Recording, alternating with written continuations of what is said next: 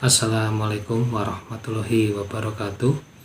Kali ini kita akan membahas tentang Kerajaan Sriwijaya, yakni sebuah kerajaan bercorak Buddha sekaligus kerajaan bercorak maritim yang ada di Sumatera, berdiri pada abad ke-7 Masehi. Perdebatan yang menarik hingga kini di kalangan intelektual sejarah yakni mengenai lokasi atau pusat kekuasaan dari Kerajaan Sriwijaya. Apakah di Palembang seperti yang sudah sering dijelaskan, ataukah di Jambi, tempat di mana banyak ditemukan peninggalan-peninggalan Kerajaan Sriwijaya, seperti Candi Muara Takus yang notabene terletak di daerah Kampar, daerah Riau yang sangat dekat dengan Jambi.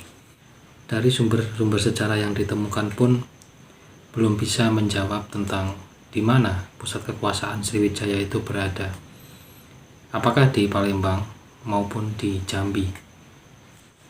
Setidaknya ada dua referensi menarik untuk mengulas persoalan ini.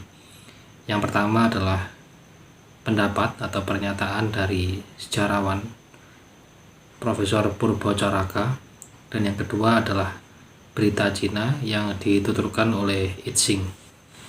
Profesor Poerbatjaraka mendasarkan pendapatnya dari isi prasasti Kedukan Bukit yang ditemukan di sekitar Palembang yang berbunyi Dapun Tahyang naik Sambo dari Minangatamuan. Nah, kata Minangatamuan ini oleh Profesor Poerbatjaraka dianggap sebagai tempat pertemuan dua sungai besar, yakni Sungai Kampar Kanan dan Sungai Kampar Kiri. Nah, di tengah-tengah sungai tersebutlah terletak pusat kekuasaan dari Sriwijaya. Banyak sejarawan yang mendukung pernyataan dari Profesor Poerbatjaraka ini karena menganggap wilayah Minangatamuan itu sebagai Muara Takus, karena secara ciri-ciri memang sama, terletak di tengah-tengah pertemuan dua sungai besar, yakni Sungai Kampar Kanan dan Sungai Kampar Kiri. Itulah pendapat dari Profesor Poerbatjaraka.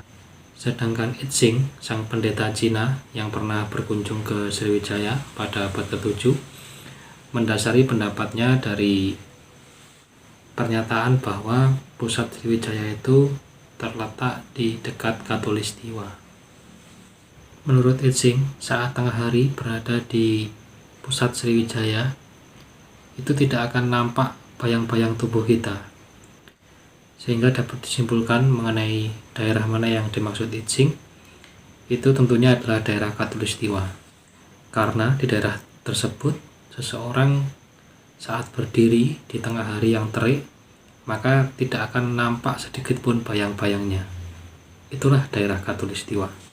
Pertanyaannya sekarang, daerah Minangatamuan yang dimaksud Profesor Poerbatjaraka dan daerah Katulistiwa yang dimaksud oleh I Ching, apakah itu identik dengan Muara Takus?